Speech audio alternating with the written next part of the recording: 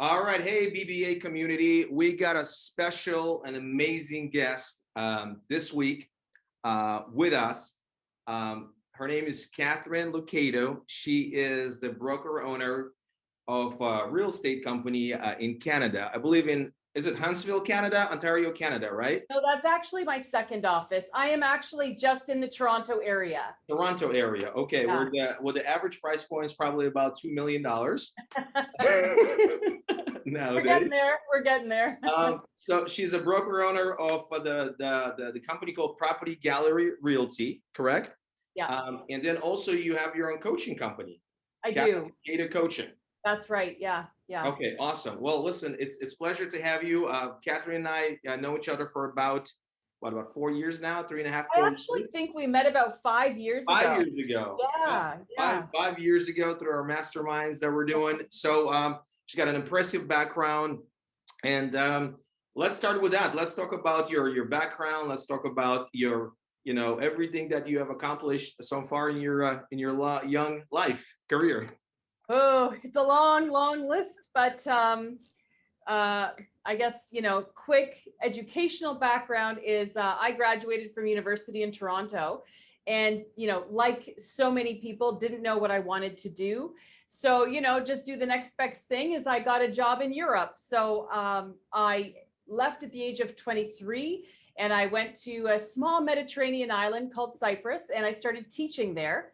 And I taught, I've actually taught every age imaginable under the sun until this point in my life. So I got there, started teaching young children, and then quickly realized that they pay next to nothing in Europe. So I had to get a second job and I taught English as a second language.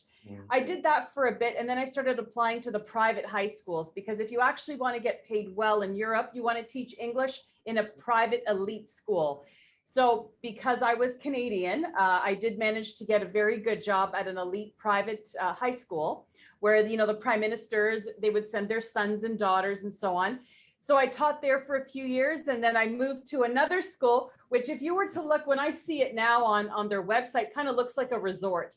It's got the pool, the tennis courts, it's got football fields and you name it. Taught there for a bit. Then I decided, so as you'll see, I kind of escalate every couple of years. I need to outdo myself. So I decided I was going to get my master's degree from England and teach in university. So that's what I did. I got my master's degree in education and I got a job teaching communication at the university in Cyprus. So you were a communication professor. I was, and I did that for a few years until I got sick. And I had, a bit of a temporary setback. I had a massive heart attack one night and I was rushed to the hospital. And when I got there, luckily I was still alive. They managed to give me medication. I then had another 5 heart attacks in a row while I was waiting for surgery. The doctor came in and said, I can't stabilize you. So I went in on a Tuesday. By Friday, they could not stabilize me.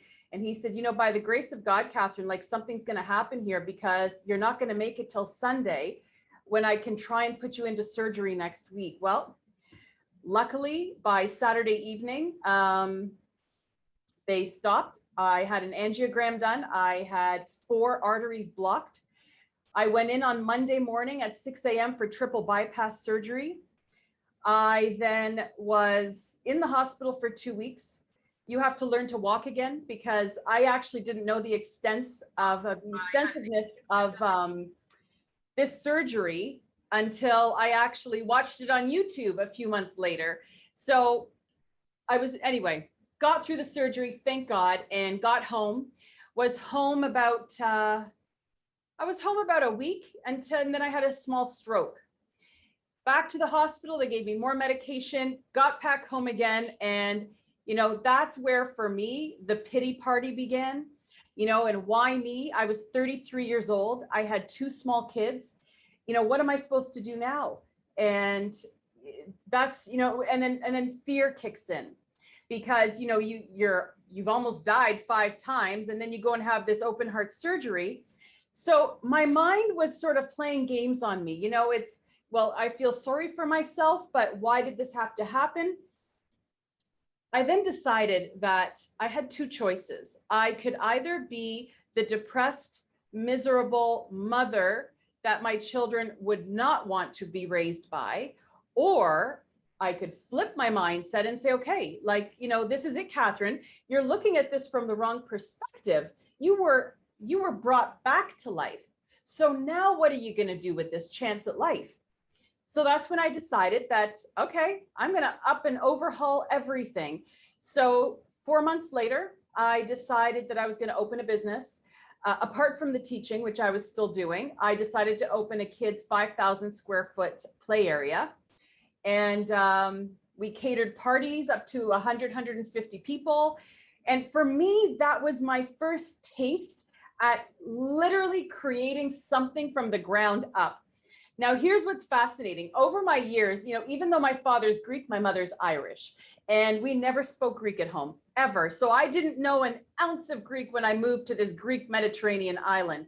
So I had learned sort of like the slang from the streets when I was talking to people. I didn't know proper Greek. So I made a lot of mistakes when I was dealing with the public. Yeah. And, but one thing I always had, let's say, an interest or a passion for was marketing.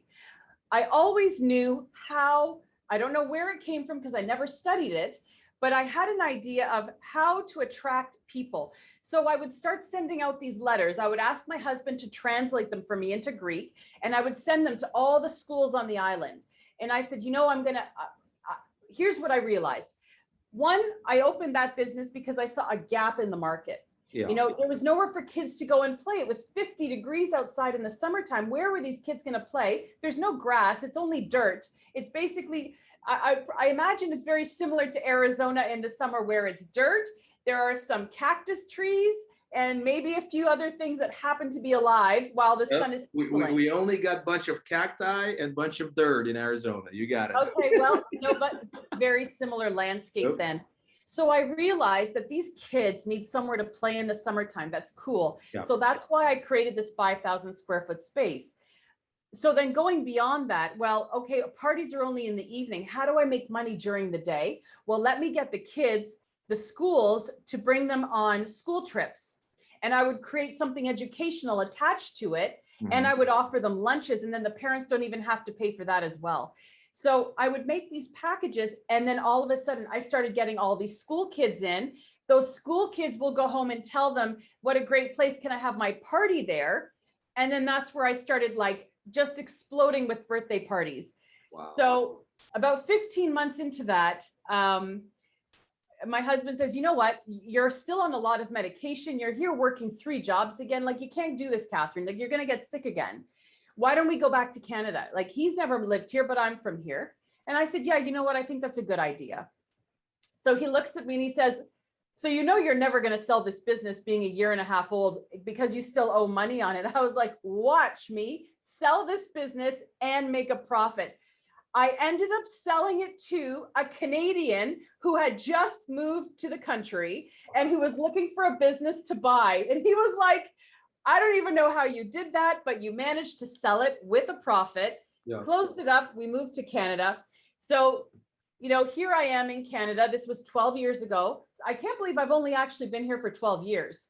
I went back and I taught university here for a bit because, I did what I know what to do. And then I decided I had been home while my husband was working shift work because that's what he was able to find. And I found this channel on television called HGTV, and they sell houses, and it looked really easy. And I thought, oh, I can do that. I could totally do that. Show 3 houses and they buy one. Yeah, that's what I'm going to do.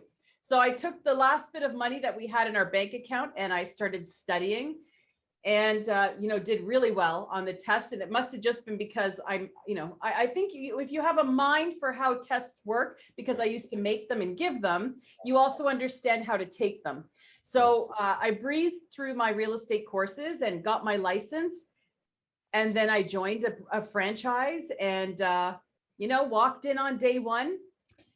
Nobody's there. Nobody's telling you what to do. There you are. Now you've got to figure out how to sell real estate when you've been a teacher for 20 years. And that's where it began. And, I think that this is why, even in my coaching company, I attract agents, because I'm not that person sitting behind a desk running a brokerage. I'm the person who started on the ground. After having lived in Europe for 18 years, I had no sphere of influence. I had no niche market. I didn't have anything. Yeah. So where do you start from ground zero? And then how do you get to owning a brokerage, having a coaching company, and selling, high levels of real estate in 11 years? And so this is where that journey, a whole different journey, began. Love it. Love it. I mean, your journey is kind of very similar to mine.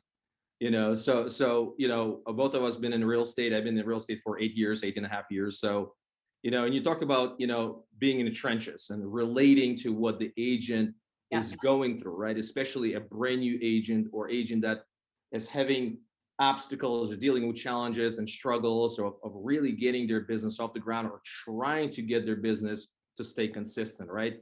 So if you don't mind, like, walk us through your journey in that first 6 to 12 months in the business. You said you joined a franchise, right? I'm sure, they promised you the world and said they're going to do all of those things for you. And then you walk in the first day, it's like, oops, I'm 1099 independent contractor. I'm by myself, right? So kind of walk us through that journey, the first 2, 3, 4, 5 months as a real estate professional. So what I realized is, like anything else I had done in my life, I'm going to have to do a little research here. Like I've never been a salesperson. I've never been in sales. I don't know how to sell a house. I know how to talk to people. That I knew. So, I went to this manager of mine and I said, okay, never done this before. What do I do? He said, there's the phone book. Take it to your office. He said, look up the streets you're interested in and start calling. And I was like, but how do I even know what streets? Like, how do I understand? So this is funny. Everyone kept telling me to find a farm area. I live in an area where there are farms. I was like, so which farm am I choosing? And I was like, I don't even know what a farm area is. So what I did is I actually started printing out Google Maps. And I printed out these maps of subdivisions where I live. Yeah. And I said, okay, so here's what I'm going to do now.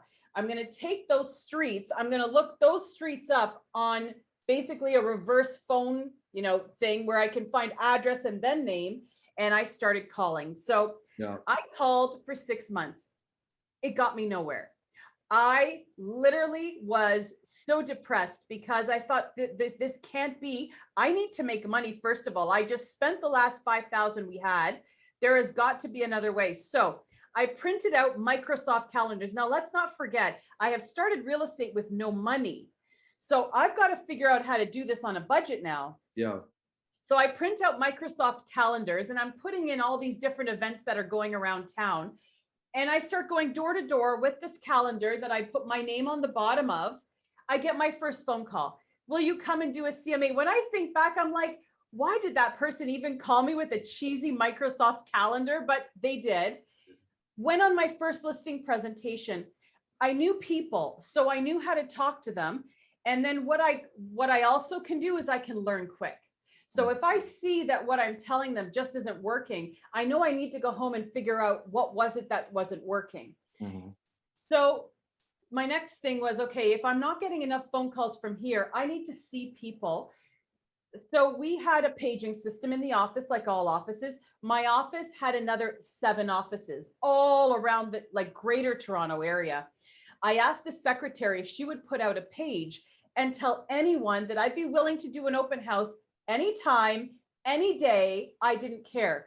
So people start, the agents who don't want to work at the weekends start sending me their open houses.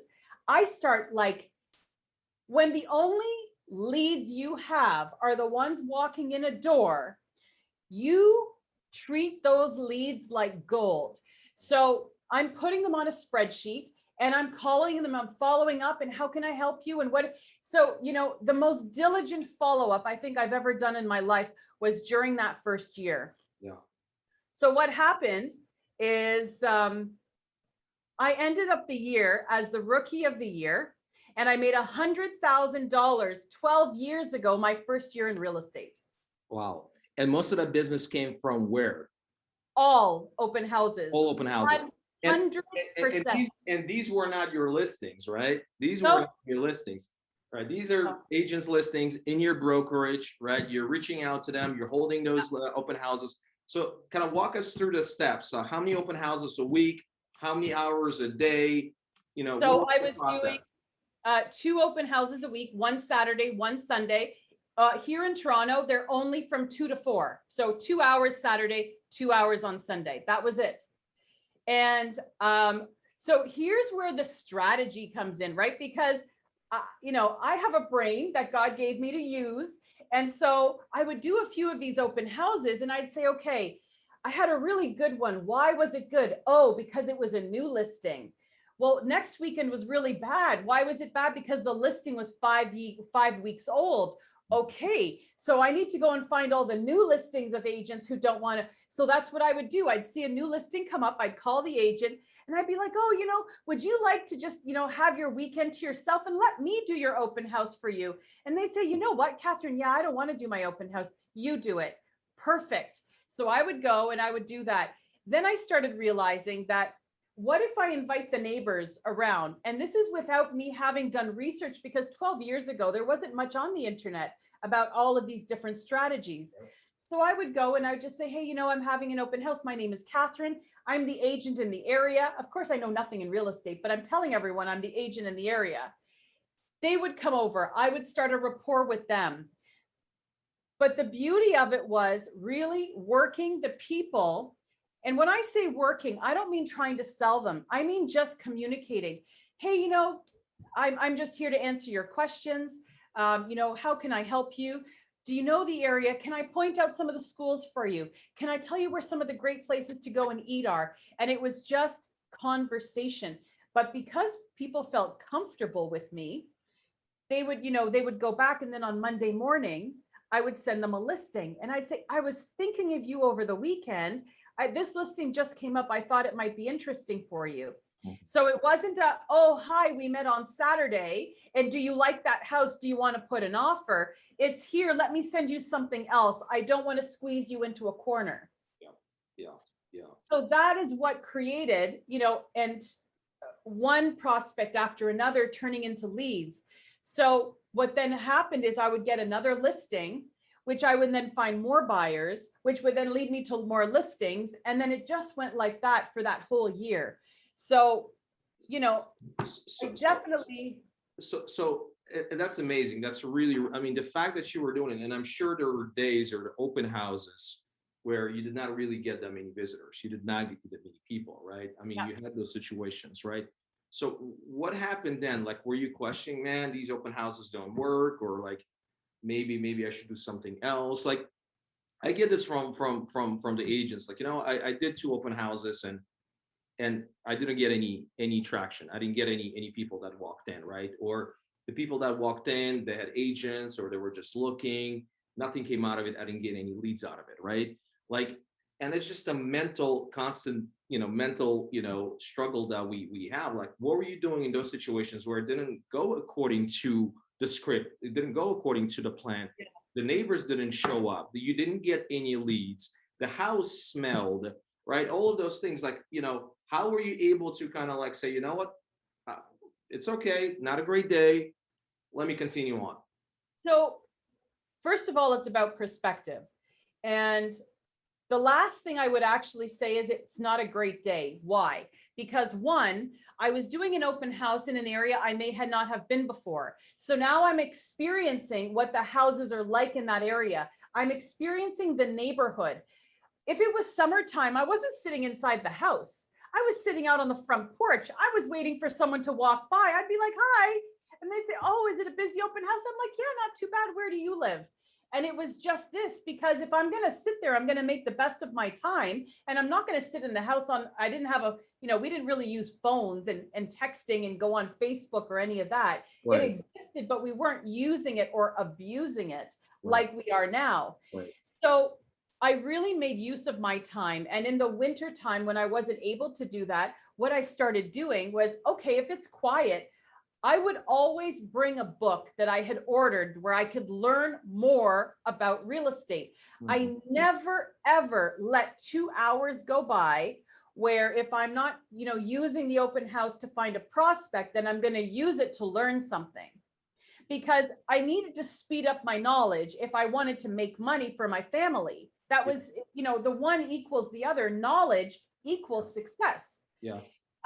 So that's what I did. And what I found is that generally speaking, the open houses worked well because I would, put out posts. I mean, I still have, Facebook memories is coming up with my, oh, hey, I'm holding an open house here or wherever. And it kind of takes me back. Oh my God, I remember that house. I remember that house. So I would also get to know the homeowners as well. And, if possibly something didn't go well with their own agent, well, maybe they would put my name forward to their family or friends. So, there was a lot of that where I would just sort of genuinely go in and say, what can I do for the next 2 hours that will either help my business or help me grow? Yeah. It was one or the other. Awesome. Very good. So all of your business in your rookie year came from open houses, right? Yes. Yes. Let's talk about your second year in business. When did you start really focusing on your brand? Because you're phenomenal with your brand. Like it just, there are agents out there that do video here and there, but you were just like on a completely different level, right? When did you start really focusing on brand, on videos, and then obviously leveraging social media platforms like Facebook and Instagram to get your word out there? So the brand idea was sort of very minimal because I had no money, right? So once I started getting money coming in, that's when I realized, okay, let's put some of that money now into postcards. Let's mail out a flyer. Let's do things like that. So I started doing that in my second year. And I also started including in social media, but no paid ads. It was just, a little bit of social media. Here's what I'm doing and so on. Right. I'm trying to remember. The other thing was now I'm actually developing a sphere slowly. So, those past clients, now I'm emailing them, every month or two saying, hey, how are you? They're now referring me people they know. So it's now starting to stack. And now I'm building this foundational wall, right? Like if we imagine bricks being built. So that first year was, okay, let me from the ground up figure out how to do this. Now we start adding in, different levels of business and branding. Branding was it was really just a logo and it was me. I would say years 1 to 3 were pretty basic in that it was open houses, it was referrals from past clients, and it was just a little bit of direct marketing like postcards and some flyers, whatever I had money for. However, it was 100,000 I made year 1. It was 150 I made year 2, and year 3 I was at 250. Okay, so basic marketing, building that foundation, right? Open houses, sphere of influence, and just some marketing and postcards and all of that stuff. Altogether, year number 1, 100,000. Year number 2, 150. Year number 3, we're at 250. Yeah. And we're not. There's no like spending money. There's no like. There was no buying Zillow or any of that stuff. No cold calling. I refused to cold call. I did not door knock. It was just me reaching out to people who were in my database. My database was my gold. It was the only thing I had to hold on to, because after living in Europe 18 years, this database is the only business that I have managed to create in my 3 years in this new business. How many people did you have in your database in the first year? I probably had accumulated by year 3 about 200 people. So year 1, how many people did you have year 1? Oh, well, I had none. I remember I was at a trade show, and I said to this lady, I would like a CRM. And she says to me, oh, well, how many people in your database? I said, I've got 10. And she's like, darling, I don't think you need a CRM. But what I realized is that you have to grow that, and you can grow it with professionals and other people in the community. So I started adding in different people. What's interesting is when you love on your database, like I have, because that was the only thing that I realized was bringing me a lot of business, those people will stay with you forever. So last year, I did 3 deals during COVID with people I had added into my database 9 years ago. 9 years ago. And they said to me, Katharine, you send us 2 emails a month. You send us note cards. You send us Christmas cards.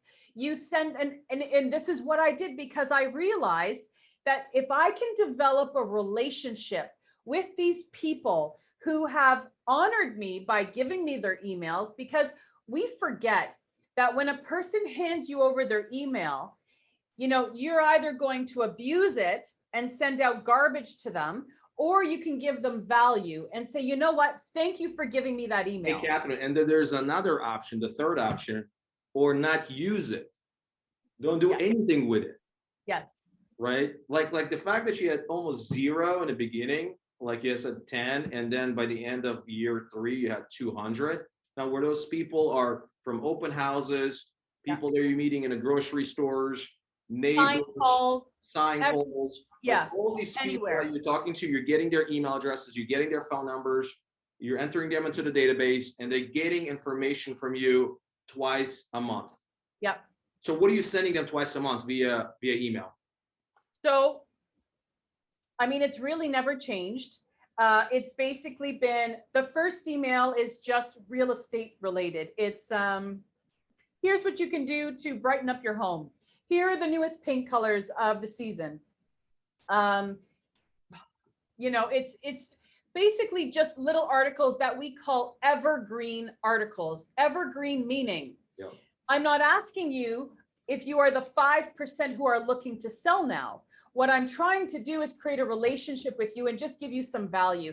So maybe I'm going to talk about what's happening, in the Toronto. I'm not going to talk about the market yet, because my second email of the month is a market report. And I have been doing monthly market reports for 10 years.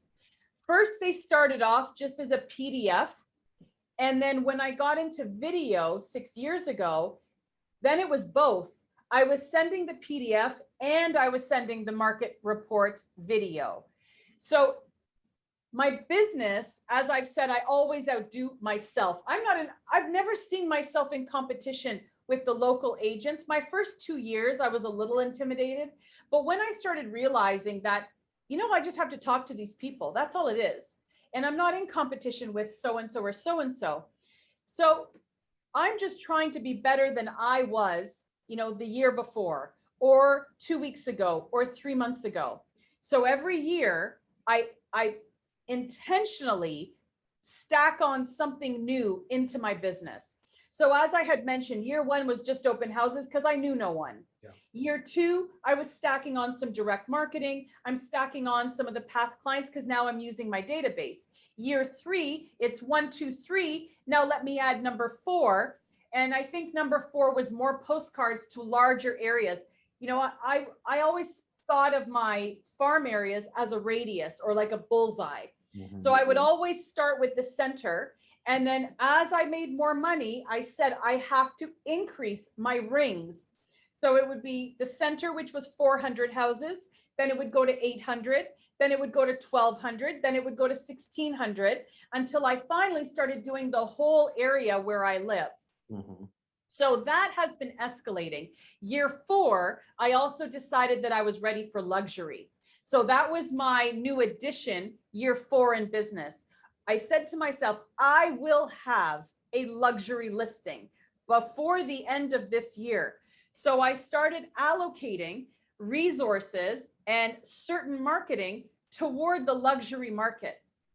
And lucky enough, I did get, as they say, success will flow where your energy goes. Right. So no matter what, I was going to have that luxury listing by that year. Once you get the one, I then would put that one in a letter. And I would say, this is what happened. I sold this, and then I would mail that letter to the 10 streets of luxury homes that I wanted to get a second listing on. Now, I'm going to go back to what I said at the beginning, which is strategy. Use your brain.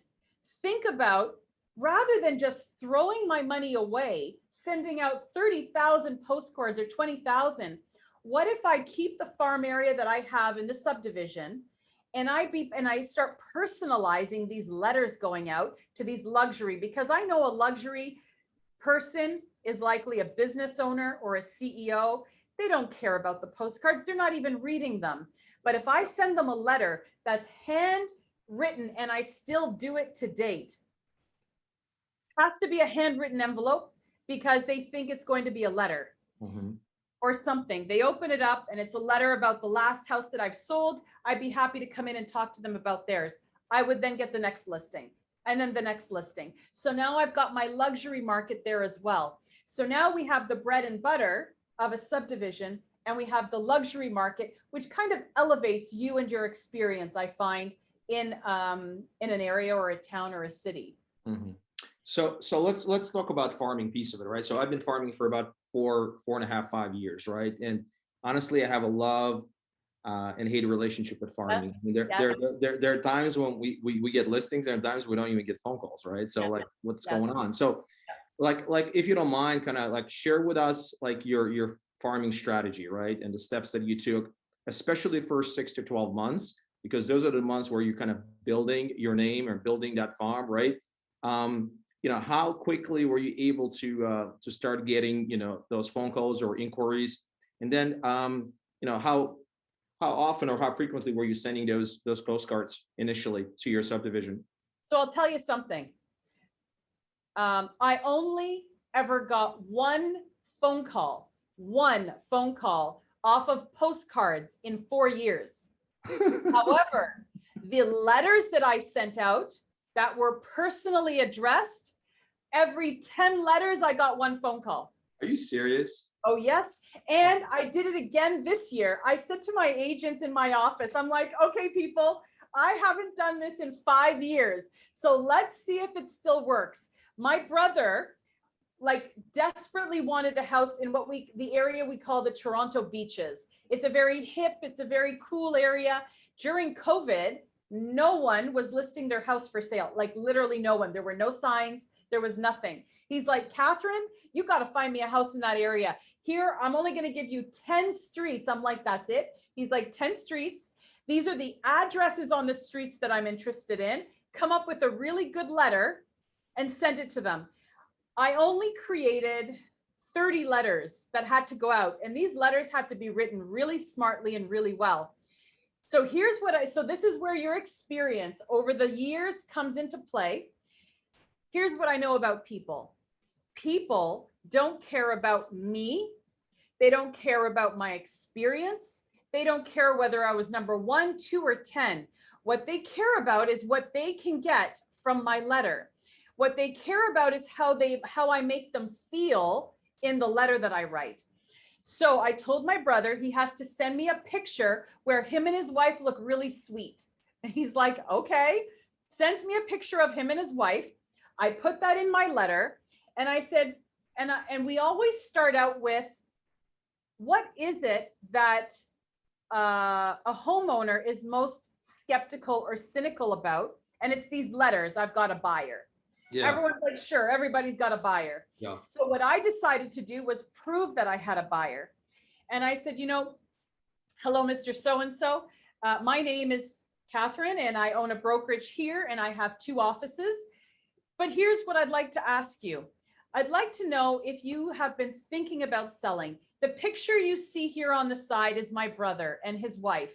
They are professional people, and they would really love to start a family in a beautiful neighborhood like yours. They love being by the water. They love the fact there are parks that they can walk to. If you know of anyone, or maybe one of your neighbors who's thinking of selling, not them, if you know if one of your neighbors is thinking of selling, Yeah. I would love to have a chat with them because my brother would really like to get into the area before his wife has a baby.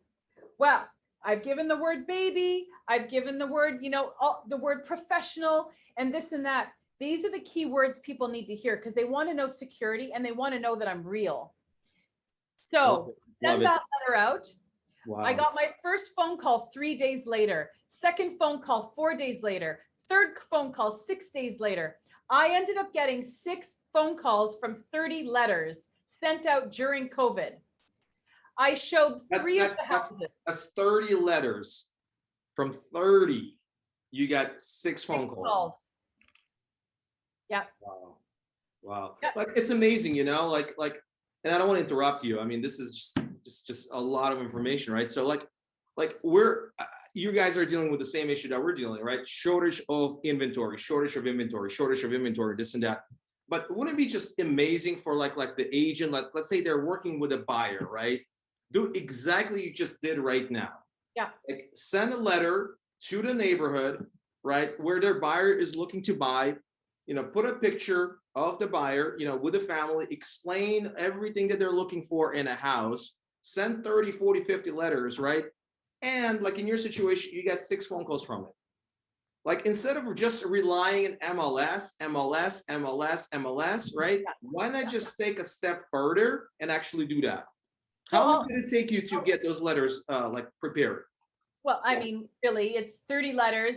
You create it. The creation is the thing that took me 2 days to really get that message right. And I sent it to my brother. I said, read this. He's like, I feel like it's too wordy. Get rid of 50% of it. And I said, you know what? You're absolutely right. So it was 3 paragraphs long with a photo and my information at the bottom. And here's the key. Real estate agents are always looking to get the listing. What if you just let them know who you are? Because what happened is about 3 months after that letter went out, I get another phone call. And this lady called me and said, my neighbor gave me your letter because, and it must have been one of the addresses that I didn't send to. But she said, my neighbor gave it to me because she knows I'm thinking of selling and she thought I should reach out to you. And I thought, that's just one letter that I took some time to write carefully. I genuinely wanted to help my buyer find a house. It wasn't a ploy. It wasn't a tactic. People understand when a person is being genuine or when you are trying to sell them, just get their business. This is something that I have taught for years is when you can learn to affect people, AFFECT, to really affect them, that is when they will turn around and call you. Yeah. So this, let's say all of these experiences were all enhanced when I started doing video. And that's why I told my agents I haven't really sent out one of those letters because my videos go far and wide now. And it's those videos that get me phone calls and Facebook messages that say, you don't need to do a listing presentation, just come and take the listing. Yeah. Yeah. So let's talk about the videos, right? The big elephant in the room. Yes. So I'm assuming you were a pro from day one when you did a video. I think you had the best equipment from day one, the best lighting from day one, right? Best filters from day one, and the best content from day one, right? So like everything else in my real estate life, nothing has come easy. No one has been there to teach me what to do. I hired a coach who we both know, John Cheplack. And, I hired him because I was just looking.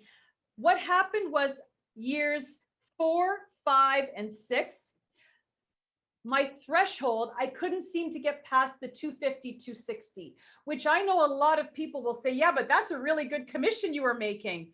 Yes, but if you're me and I can't see myself being the same all the time. I have to continually improve. So there's something that I need that I don't know that I need to insert into my business so I can get to the next level. So I hired this coach, and he said, listen, he said, I'm not going to tell you how to do things. I'm just going to I'm going to plant a seed with you and just tell you what you need to do. You've got to go out and figure how to do it. So he says to me, you've got to start doing video. So 6 years ago, I'm in this office, and I am this agent who came from nowhere, didn't live in the area, wasn't a local agent. She becomes rookie of the year 1, years 2, 3, 4, and 5. She's doing really well, but nobody understands how. So they didn't look at me favorably. They looked at me as competition. So here I'm going to go and do video now. And I looked at my coach and I said, you have got to be kidding me. You want me, apart from everything else I've done, to put myself on video so everyone can talk about me and everything else. And he's like, well, you know what? If you want to move to the next level, then you've got to do next level things. And that includes video. Okay. So I do my first video. It took me 3 months to gain the courage to do a market update. It was January, minus 18 degrees. And I go in my backyard. I buy a tripod from Walmart. I stick my phone on the tripod. I get a sticky note with the numbers and I stick it on my hand. And that's what I use to do my first market update. So it took you 3 months to gain courage to do one market update video. Yep. 3 months. Market update took me 5 minutes to record. It was so damn cold. I was like, I'm not doing a second try. Whatever happens on this first one happens. My eyeballs were freezing. It was so cold, but it was just that, you know, you kind of gain the courage and you go and do it. Here's what happened. I was the only agent doing market updates, a market update. So no one had seen a real estate agent show up on their Facebook screen doing a video talking about numbers. So within a week, I get a call. Hey, I saw your video on Facebook. Could you come and give us a price for our house? Sure thing. I go, I get the listing. It's the first 4-bedroom house that's come on the market in January. We don't get too many in January because it's so cold. So I go to use what I know best is now I know video and I know open houses. So my next video number 2 is going to be an open house video. Hey, just wanted to invite you to this open house. And what I decided to do was how many people are actually going to watch this video. So at the end of the video, I say, if you come to my open house, I know it's going to be cold. I'll have hot chocolate and donuts for you. So I get about 15 people through the open house that weekend. The video was watched 4,500 times by people. I get 10 people. Katharine, what did you post this video on your personal Facebook account or was it business page? Business page, and I boosted. It was my first video I boosted. Okay. I spent $20 on it, and I boosted it for 6 days. I get 4,500 people watching, 10 people through the open house. Here's what happened.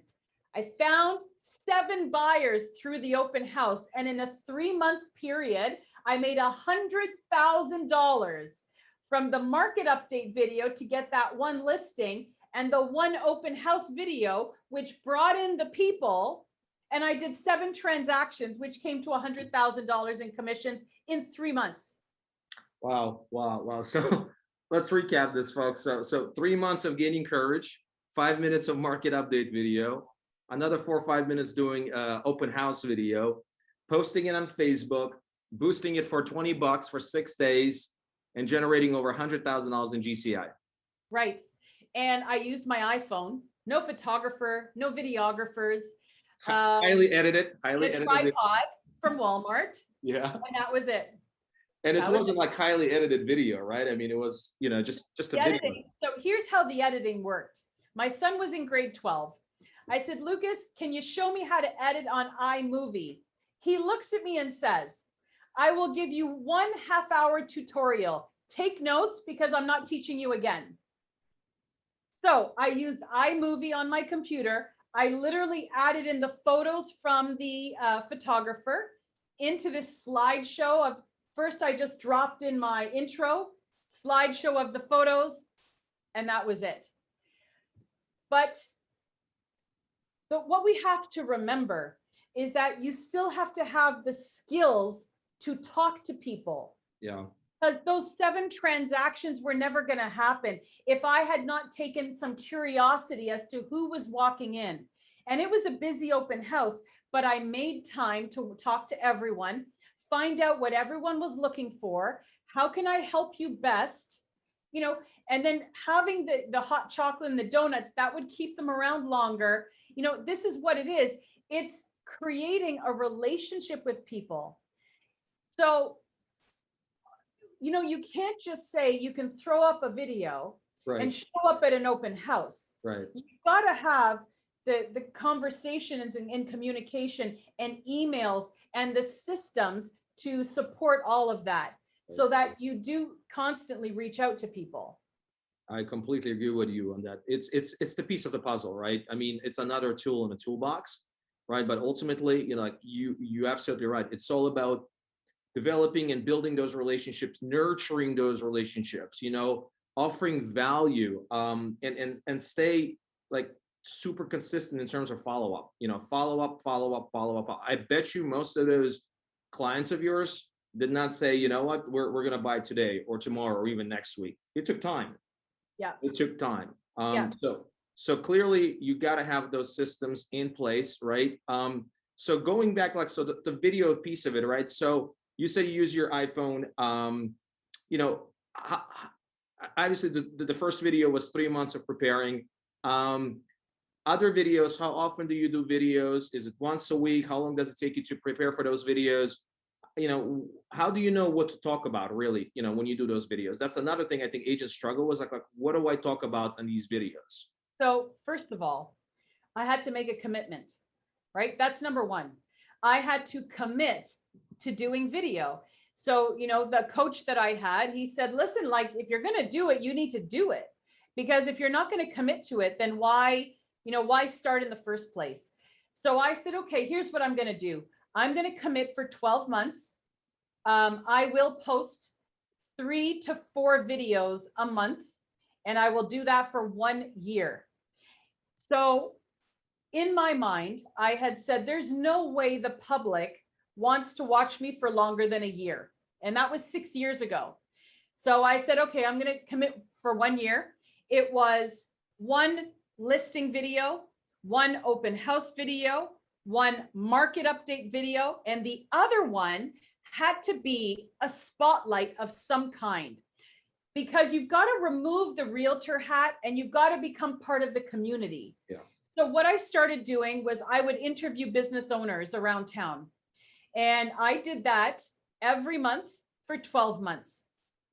And those videos went out constantly. But what happened in the year was insane. I started getting Facebook messages telling me, I've been watching your videos for 3 months. You can just come to my house and list it. You don't need to, there was no selling anymore. There was no listing appointment. It was just come, bring the paperwork and list my house, because I already know who you are. Yeah. And, you know, I did not know what I was doing when I was doing these, but the way that I am is I always wanted to improve. So I would sit back, I would watch these videos, I would be critical of myself. And the reason being is because, you know, oh, I look like this and I sound like this and all of these things. So how long does it take to prepare a video? The listing videos, it would take me as long as it would take me to write down the 5 points that I wanted to talk about every house. My market update video takes me 15 minutes to prepare the numbers of the month. The open house, same 5 points from my listing video, but now I'm inviting them to an open house. Mm-hmm. The business spotlights, there was no preparation. And I purposely just wanted it to be a conversation with people. That's it. You know, people talk about, well, I have got my questions. Forget the questions. Just talk to the person like they're standing in front of you. Okay. And I would say to the business owner, they'd say, well, you know, maybe we have to take a second take. And I would walk in and I'd say, there's no second takes here. We're going to do this once and we're just going to have a conversation together. And they would say, oh, okay. So all of those are posted on my business page and I've put them under different tabs. In case any of your agents want to go back and see what any of those look like, they're all there. So they can see, and if you go far enough back, you will see the progression of videos through the 6 years. Till this day, I still do monthly market updates. Now, for this summer, it's been very hot in COVID, and I haven't done for July and August, but for September, I will start back. So I have been doing monthly market update videos for 6 years. So remember I said after year 1, will people still be interested in watching me? Because, you know, I thought that people would get bored. I am now at the point where the market update I did last summer in COVID, when everyone was just kind of hanging around, got 100,000 views. So what I try and get people to understand, 100,000 people is you in a stadium speaking to, like, you know, a Super Bowl game, basically. Yeah. That's what it means to have 100,000 people watching you. And now 100,000 people know you, or at least have heard your name. Some of them will be curious enough to go back and check out who you are. Yeah. Yeah. And this is the sort of the progression of what happens when you simply decide to commit to something. You will see the results. I committed to those 30 letters, got 6 results. I committed to the video. I mean, video now from Facebook and Instagram is probably 70% of where my business comes from. 70% of your business. 70. Because as the broker owner here, I don't have time to send out direct mail. I'm definitely not going to cold call and door knock now. So that's the only place that I actually have in my database. And that will always be a constant. So the database and past clients are the other 30%. Yeah. You know, there's a famous quote out there. You're probably familiar with it. Professionals attract and amateurs chase. Yeah. Right. So our brand is our number one currency. Yes. You know, and you're a master of building that brand, right? So in terms of the numbers, right? You talked about you're hovering between $250,000 and $300,000 before you started doing the videos. Yeah. What happened then? How did your numbers increase? Did they increase? Did they stay the same? Like, so we'll go year 5. No, we'll go year 6 to year 7. Yeah. Because year 6 to year 7, I'm going to go in terms of sales, because I have this graph that I do when I do a presentation. Year 6, I sold 11.5 million in real estate. Year 6. Year 7, I sold 17 million in real estate. 11.5 million to 17 million. So that's 50% increase. Year 8, I went to 20. Wow. Okay, so you doubled your production in 2 years. Yeah. Yeah. And the main reason of it is because of the video, you think? So I don't think, I actually know. And here's how I know. Okay. The year my income doubled is when I opened a brokerage. I spoke 8 times around the US at different brokerages. I went on 3 vacations, and I still doubled my business. And it's the only year that my focus wasn't all in on real estate, because I had so many other things I was doing at the same time. It's not a coincidence. Wow. That the only way that I was marketing was by doing video and my emails. So selling homes, $20 million in sales, opening up your own brokerage, coaching company, right? First of all, like, and I have a family, right? Yeah, that's right. You have a family. You got a loving husband, and I believe 2 boys. Boys, yeah. 2 boys, right? 2 boys. So that's a full-time job. That's another, like, you know, business right there. I mean, how do you stay focused, right? That's important. And 2, like, how do you set targets, right? I just want to learn those 2 things. So what I've learned is that if I know that my business is growing because of video, why on earth would I ever stop doing it? I need to continue doing it, and I need to raise the bar somehow and supplement that with other things. Other things meaning, posting on social media, but am I going to post value added things? Sometimes I post fun things, but usually I'm going to put something that has to do with mindset. And then that's the other thing. I decided to start a podcast 2 years ago during COVID, where it's just about mindset, because I've realized that you can have commitment, you can have discipline, but along with that, you have to have a certain mindset. And the mindset is, no matter how I'm feeling, certain things need to get done. And a video is one of them. There was no choice whether I wanted to or not to do a market update video, when that is where people are learning who I am and they're getting to know me, like me, and trust me. So why on earth would I stop doing that? Because I don't feel good? No. If I don't feel good today, then I have to do it tomorrow.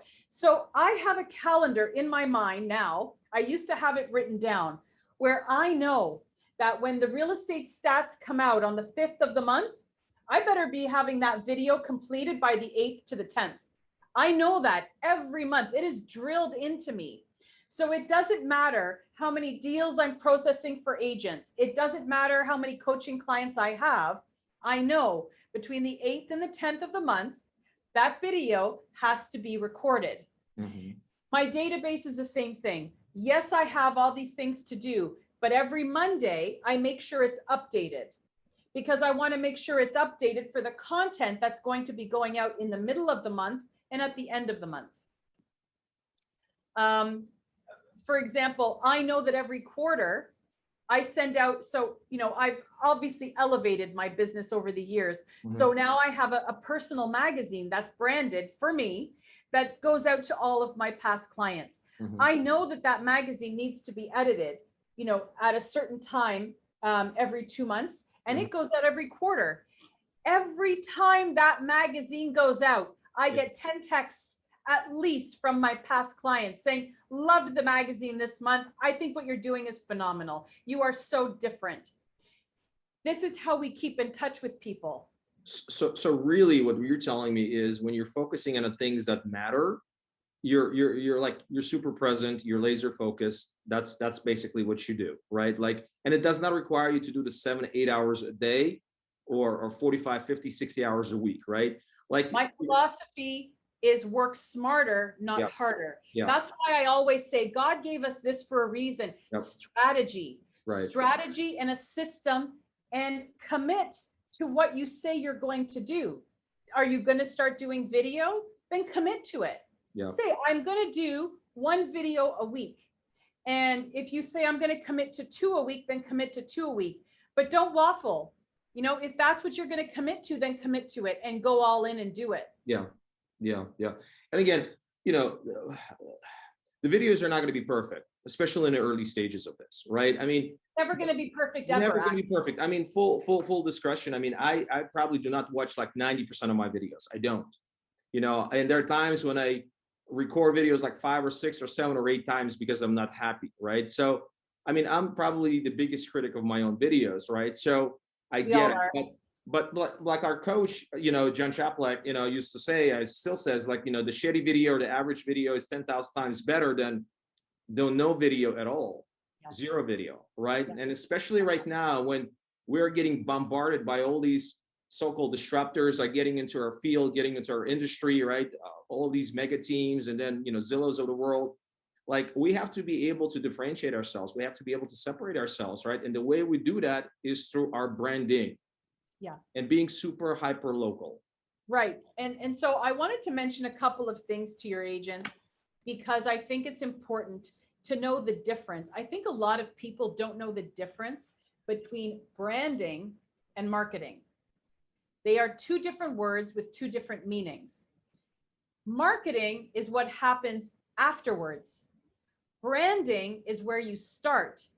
And when you start branding is the impression that you want to leave people about you.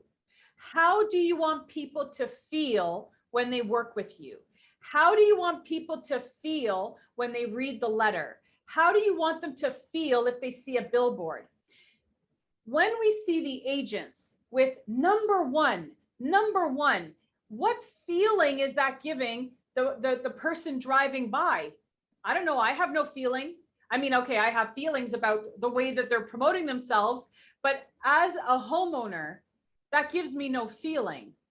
But if I look up at a billboard and that agent is, and this is actually a true story. One of my coaching clients who's in the US, she got into real estate a year and a half ago. She used to be managing and she was doing other things. She was in title.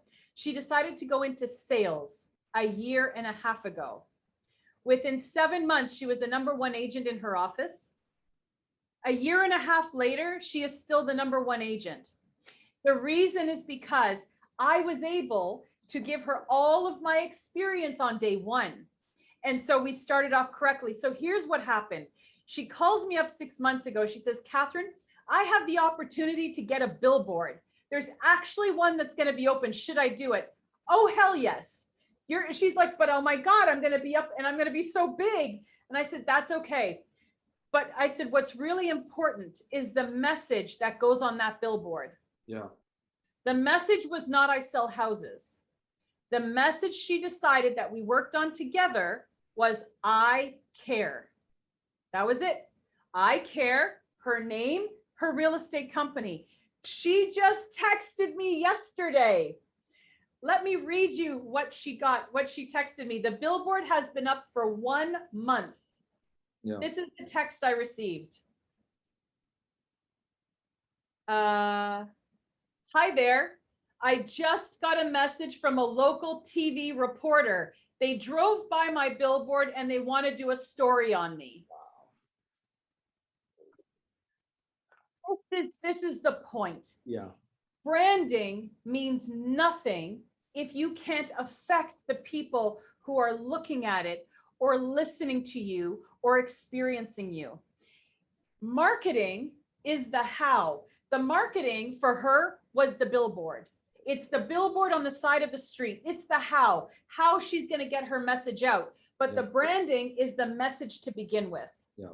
So the other way that I love people to look at this is marketing is asking someone on a date, right? Are you going to text them? Are you going to call them? Branding is why they say yes to going out with you, because it's how you've made them feel. Interesting. Wow. Okay. Love this. Branding versus marketing. Okay. And here's another thing, like she did not start with a billboard from day one. Right? She couldn't. It was too early. Right. She had to establish her name. Right. And that was the other thing. How do you come out of the gates with nothing? And she said, Katharine, like, where do I start? I said, don't worry. We're going to start with a farm area. And you are going to hit that farm area with a really great message. And then that farm area is going to expand every few months. Because what's going to happen is you are going to get listings. And she started getting listings immediately in the farm area. Then I started giving her ideas on open houses that were different from everyone else, videos promoting those different open houses. And it just worked like this system. And I thought, there we are. Because when we do it, we wonder if it's replicatable. Yeah. When I can pass that system on to an agent and they can become number one in their office in 8 months. I had an agent join me. He joined me. He had never made more than $30,000 in commissions, and he had been in real estate 6 years. He joined me in January. November of that year, he had already made 120. It's not coincidence. It's about committing, having a system in place, and understanding the difference between branding yourself and marketing yourself. Yeah. And you got to do both. And you have to stay consistent. Yeah. Right. I mean, that's the key word. So when did you start your brokerage? How long ago? Was it 2 years ago? 4 years ago. 4 years ago. Okay. Yeah. Why did you start a brokerage instead of just having a big team? So I've actually never had a team. Right. I've always been solo. I've been the solo cowboy. 20 million. It was all by myself. No admin, nothing, just on my own. I started a brokerage because I realized that what was going out there in the industry was me as that first agent that walked into a brokerage and nobody was there to help me.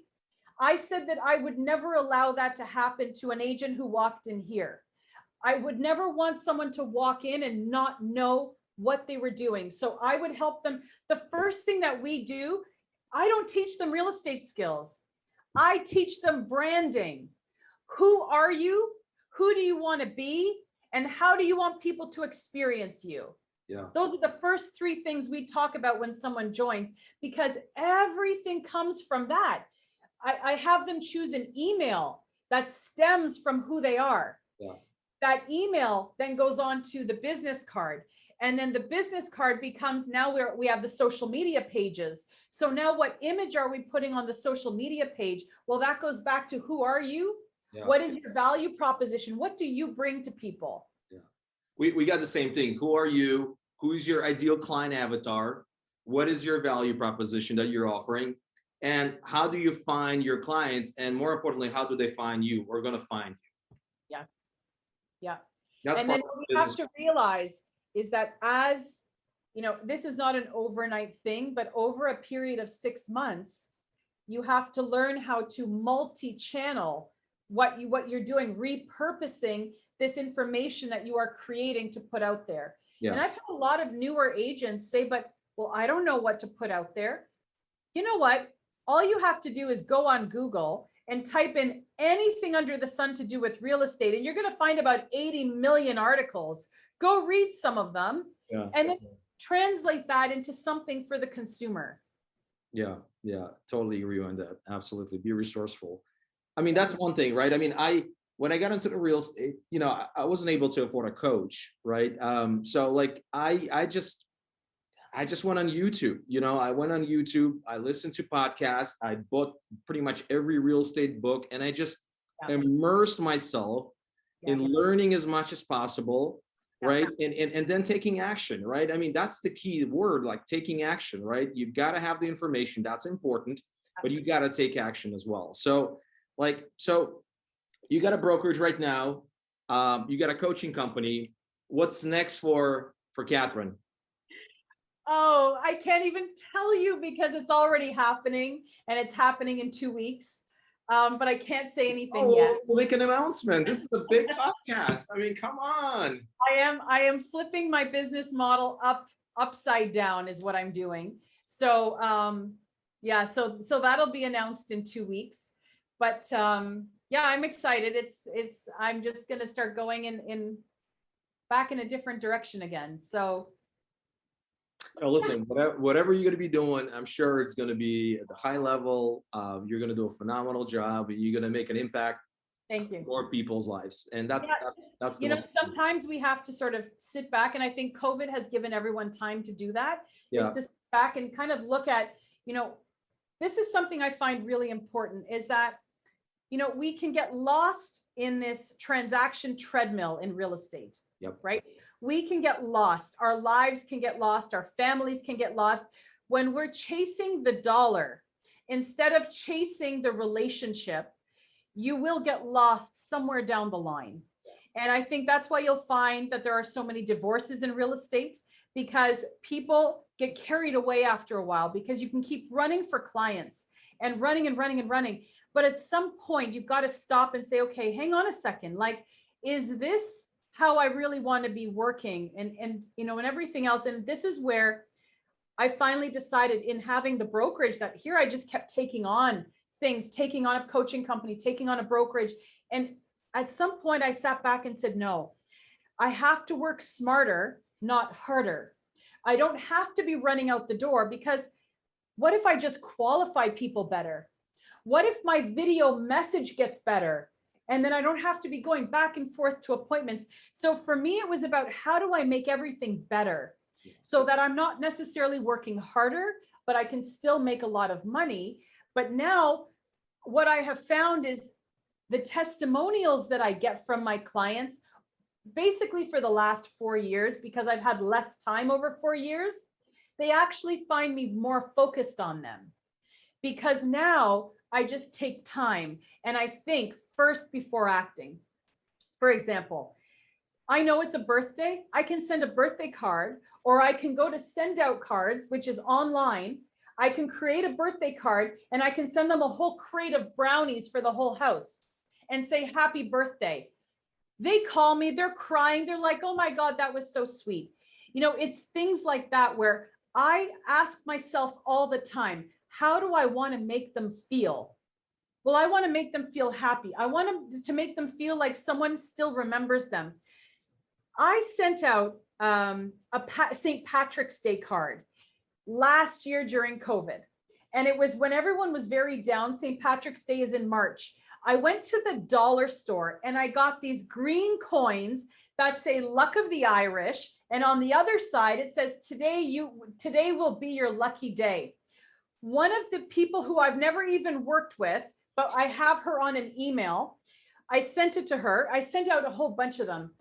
She messages in me. She said, do you know that my husband took that plastic coin with him to his meeting this morning because he wanted your luck? And I was like, wow. But this is what happens when you decide that you are going to do business in a slightly different way, and that you're actually going to care about people and you're really going to make them feel that. That's why I say, you know, go back to the note cards. Go back to the personalized things. And it's not about dollar value, because like I said, I bought 10 of those plastic coins for $1. It meant nothing. But my message in the card was, I know we're all going through a different time right now, but I still want you to have the luck of the Irish. Yeah. It's simple. Be you, be real, be authentic, you know, give, and don't have a tendency to ask too much. I mean, there's always an ask, but just give, right? So, and that's why I've decided to change up my business model, because I want to go back to what I love doing. And so that's what I'm going to do. You know, I find that if you find that you're not loving what you're doing, you've got to tweak, because people will feel it when you're not. Yeah. And then life is too short. You know, if you're not really enjoying it, you know, why go through it? So I get it completely, 100%. So I asked this to all my guests, and I want to ask you this as well. If, let's say, you decide to write a book, right? What would be the title of that book? So easy, because I want to write a book. It would be Life Redefined. Life Redefined. Wow. And you're going to write a book. I know you're going to write a book. Oh, it's coming. It's coming somewhere, but it'll be there. Love it. Hey, anything else that you wanna share with the group? You know, first of all, how can they find you? So website, Facebook, Instagram. Yep. So on Facebook, my personal page is Katharine Loucaidou. My business page is Katharine Loucaidou Broker. And it's identical on Instagram. Oh, and on Facebook, I've also got Katharine Loucaidou Coaching. There's KatharineLoucaidouCoaching.com. And I've got like free videos there. You know, if you're agents, I mean, it's basically there for anyone. They're coaching videos on whether it's mindset. There's actually a 6-part series on video, how to start video. There's a free 6-part series there on it.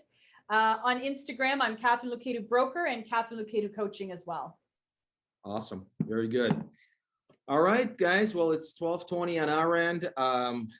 Katharine, I so much appreciate you. Thank you so much for your insights, your wisdom. You're constantly sharing. You're just that shiny thing on top of that hill. I mean, your energy just exudes, even though we're like thousands and thousands of miles away. I mean, doesn't feel like it, right? It doesn't. And hopefully one of these days we see each other again. Hopefully you decide to buy a condo here in Scottsdale or Phoenix. I'll tell you, the hotter climates are definitely on my radar after the last 2 years, for sure.